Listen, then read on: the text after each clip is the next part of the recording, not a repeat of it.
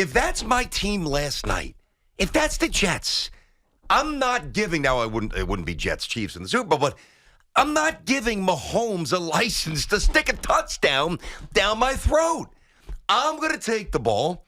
I'm going to try to carve out a touchdown. And then if I'm able, which they didn't do, they got the field goals, we know. And if we get the touchdown, just based on the concept of which thing I'm going to do, defer or take it, at least I now know, all right, I put a 7 spot on the board. That's the greatest on the other side for me. I got to get after it. But I'm going for the touchdown. I think there's a lot, certainly, that we can unpack from this game yesterday, Super Bowl Sunday, of course. I still feel like the game, dude, it's way too late. The game should not be that late. Come on. So I'm sitting there real time with my family watching the overtime. Like, they bring up the overtime rules. And I'm like, no, it's not. They go, this is the first overtime game that's been played with the new rules. And I'm like, no, it's not. Because I'm thinking back to the Falcons-Patriots Super Bowl. Yeah. And I forgot that I forgot, and I know I wasn't alone. And to your point, like, people who are in sports, have watched sports our whole lives, whether you work in it, whether you just watch it as a fan, whatever, even we are confused at what the hell's going on. I didn't know. Not only did I forget that they changed that rule, and it was only implemented in the postseason, obviously after the Bills-KC game years ago in the playoffs, but also the idea that the overtime was treated as a quarter.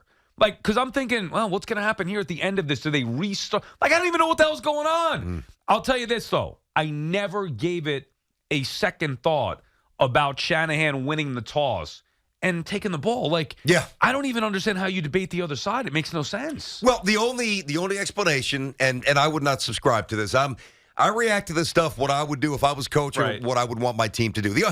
If you defer, you obviously allow the opposing team to possibly strike first, and but set the tone. Yes, for sure, set the tone. But the pushback, and again, I'm not co-signing this, just to show you the other side. The pushback is, well, all right, now I know exactly what I need to do, which impacts play calling. If they get a 3 spot, then I know that I can be a little more conservative. If they get a touchdown, it's 4-down territory in certain spots. So that's really the only pushback. But I know Shanahan's going to get knocked around for, again, not winning, but I think he's a great coach. He did what I would want my coach to do, and you lost to the player who eventually is going to be the greatest of all time, and Patrick Mahomes. There's no shame in that. It's funny because my first emotion after the game. Now, who were you rooting for in the game? I know we picked the Niners. Yeah, but whatever. I picked the Niners. Yeah. I wanted to see the Chiefs win. My daughter, Taylor Swift. My mother-in-law's a big Chiefs fan from Kansas City. I was kind of conflicted there, but I wanted the Chiefs to win. Nephew loves Mahomes. Whatever. Just the family's into it. My mother is caught up in the Taylor Swift nonsense. Who's not? And honestly, like, she looked good.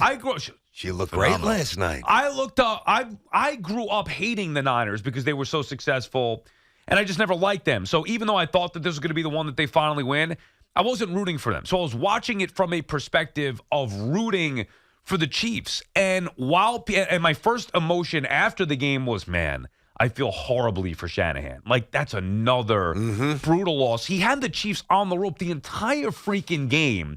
The special teams gaffe, whatever cost them. But anyway, let's just focus in on the overtime. From a Chiefs perspective, right, rooting for the Chiefs, do you realize that because Shanahan took the ball, and even though they scored the field goal first in overtime, the Chiefs had to be perfect. Like, they were on the precipice of defeat with any mistake. You fumble, an INT, you don't convert on 4th down. Like, any mistake is not just, oh, well, we'll get him next drive. No, man. That's it. Done. And they had to do that twice, basically, because on that final drive before they kicked the game-tying field goal, it was basically the same thing. Like, yes, there's no room for error here. You had them on the brink of defeat twice, and because of who it is, Mahomes, but it's not even just him. Pacheco could have fumbled the football. Somebody else could have tipped one in the air. And that's why you'd rather have the lead. I'd rather put the pressure on them. Me too. So you could sit there and say, well, no, the 4th down, you go for it and you're more aggressive. Yeah, obviously, but there's a reason why they have to be more aggressive. They're behind. If they don't get it, the game is over. I want the pressure on them. Go ahead, be perfect, beat my defense, drive all the way down the field. Like, a lot has to happen for the game to go against you. And obviously with Mahomes, it did go against the Niners. But I think it's the right decision every single time to take the ball in overtime. I mean, it's not the same, but think about any time you have a competition with your buddy, you're playing horse, and he gets the H on you. Put the pressure and you on. got to make the next shot. Or you're playing golf, and even if it's a 5-footer, but if you don't make it, you lose the hole. Your buddy already sunk a 5-footer.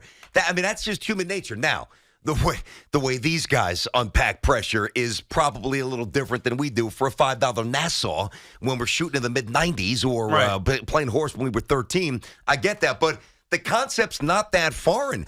I'm with you. I mean, the slightest, a bad call, a bad snap. I mean, Travis Kelce running around. By the way, the field's a little slippery last night. Right. A receiver running around, he goes to cut, boom, falls down, bang, interception. Anything can happen. I got to tell you, though, the one thing that is, I mean, it's amazing, but it's also stripped away a little bit of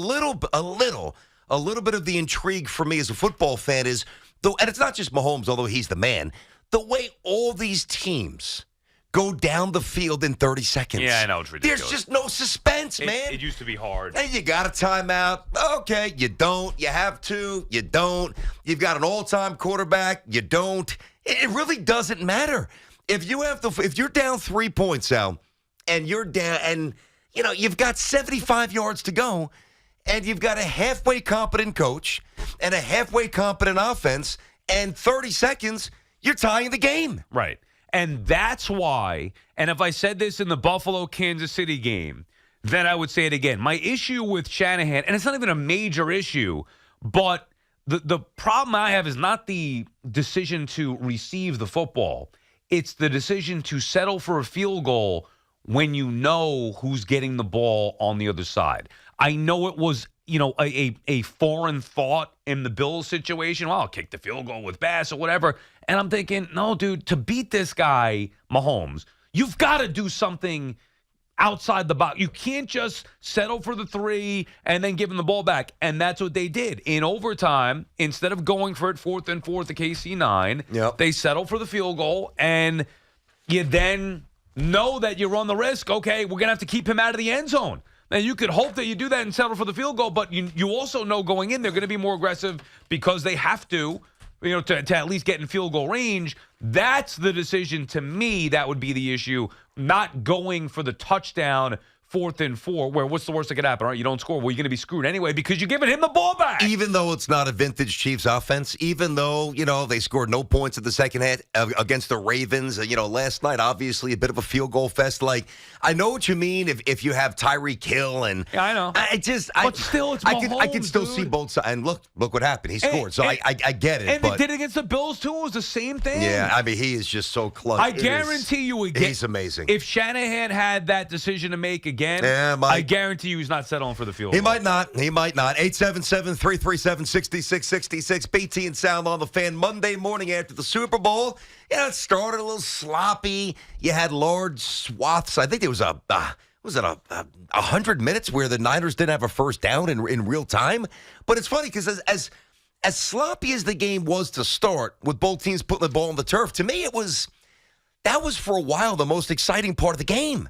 I enjoyed that part because it was so unexpected. McCaffrey. I thought the beginning of the game was a total bore. But yes. No, I enjoyed the beginning of the game. I thought the first half was pathetic. I don't mind the turnovers like that. Yeah. Like, that's part of football. Sure, all right. But, just nothing doing. Punt fest and, it was field position game between these two teams. Yeah. I didn't really want to see it. Now, I thought it more than made up for it with the drama of the fourth quarter and overtime. But prior to that, I thought it was a boring football game in the beginning. And also, dude, enough. It's just, I know that it's never going to change. It's only going to get worse. There's zero atmosphere because they're playing in a neutral site. Mm-hmm.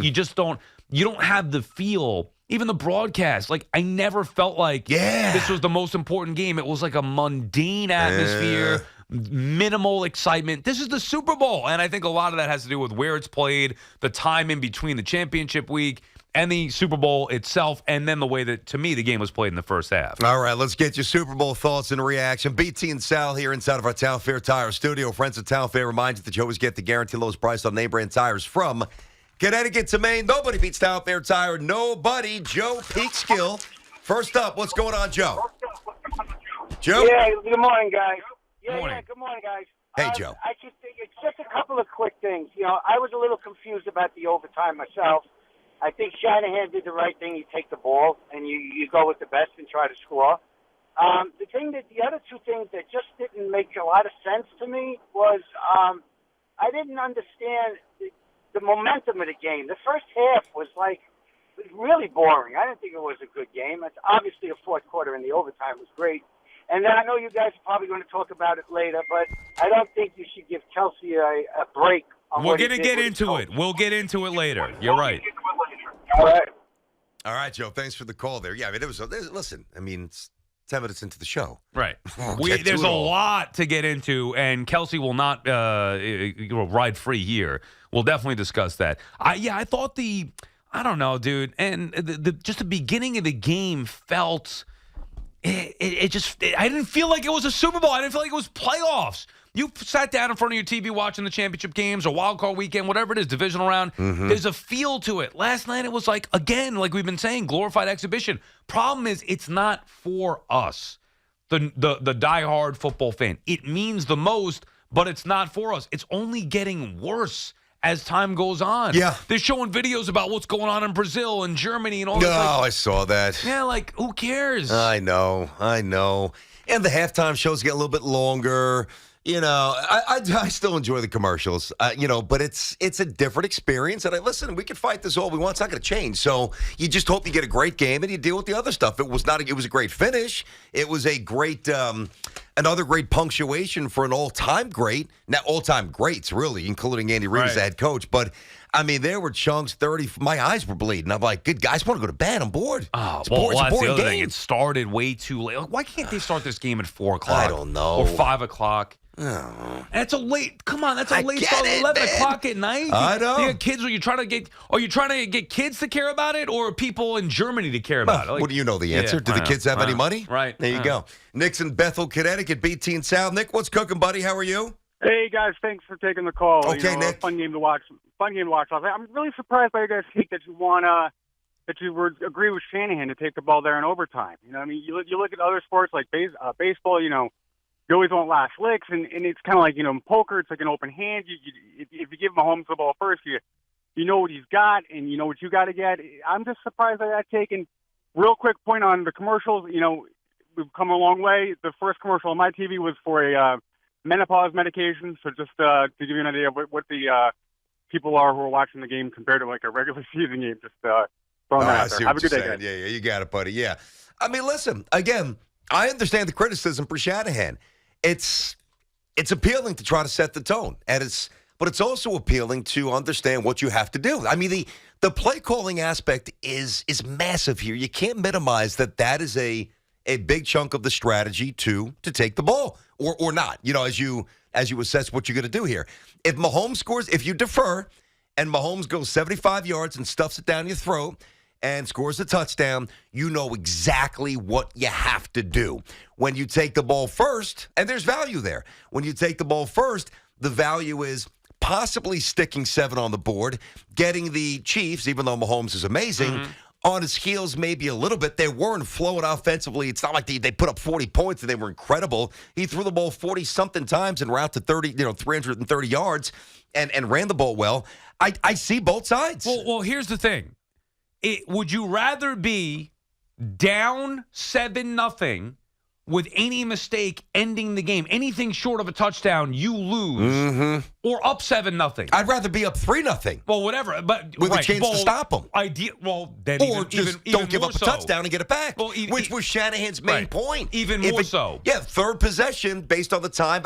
If there's a good chance it's my ball, I'll take my chances. Right. Well, which I get. That's why I'm not on the side of deferring, especially to Mahomes and the Chiefs. I want to go in and I want to set the tone and put all the pressure on them. My biggest issue was that he settled for the field goal, where you know that most times it's going to take a touchdown at best to beat Mahomes. Even then, you might not. He come down the field, they get a touchdown, they go for 2. Or at least they get a touchdown. Now the pressure's back on you. Like, you have the opportunity to go ahead.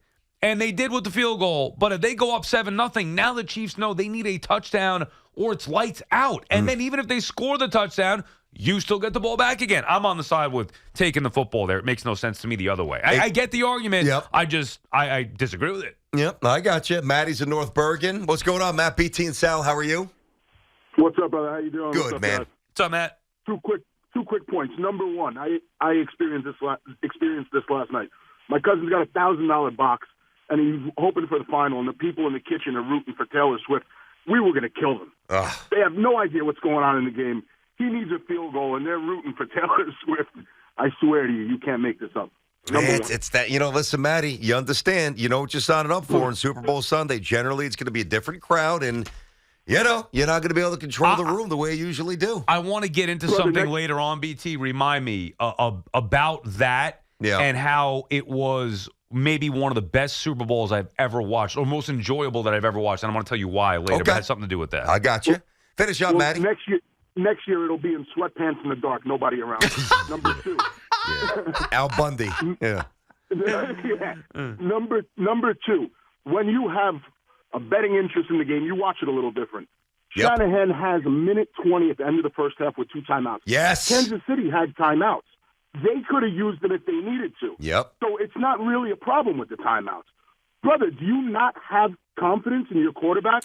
Throw the 2 timeouts out there. Make Kansas City make a decision. Yep. Now you give the ball back to Purdy with a minute 13. A minute. You can't go down the field and kick a field goal. Matt, now Where's the confidence? that is an outstanding. That's a real criticism. This you're talking about there. on the Kansas City last drive? Yep. Yeah. Right before the half, my dad and I were saying the same thing. Call timeout. Call timeout. Call the timeout. See, that I didn't get. And, I know that there was a period where the defense stepped, and Kansas City's defense is great, and Purdy started to misfire a little bit, but he started hot. I mean, Brock Purdy came out humming. I mean, he was throwing the ball really well, anticipating, stepping up, extending the pocket, and putting the ball on the numbers for the most part. So, it's not like there was no evidence that Purdy, at least on that stage in that moment, couldn't continue that. That was just far too conservative. And it came back to bite you. I had an issue with Reid at the end of regulation holding on to timeouts. Bro, you've got now. I know he's one of the greatest head coaches of all time. The game management. I mean, it drives me up a freaking wall. You've got 2 timeouts. One of them you have to save for the field goal. Okay, you actually do now have that in your pocket. The 1 timeout, you get 6 seconds left. Run a play to score a touchdown. Why are you settling for a field goal if you have a timeout there? And by the way, if you want to do that and be conservative, fine, but it shows you should have used a timeout earlier in that drive. Oh, my God, I'm yelling, time out, take a timeout. They're just letting the clock tick and tick and tick and tick. Well, this is what I don't get. I know there's a lot of situations where, especially the next day, anybody can – you start to hear some commentary. Oh, yeah, why didn't this coach do that? I mean, there were several times last night, to your point, out loud, real time. What are you doing? Right. Call the timeout. Do this, do that. I didn't get it, but listen, bottom line is this. Mahomes just stamps the resume again. Andy Reid continues to creep up that ladder all-time coaches. It had some spots where there was great intrigue. There was a lot of dead points here, but Super Bowl's in the books, and we got you here obviously all day. We're going to hit that. BT and Sal, 877-337-6666.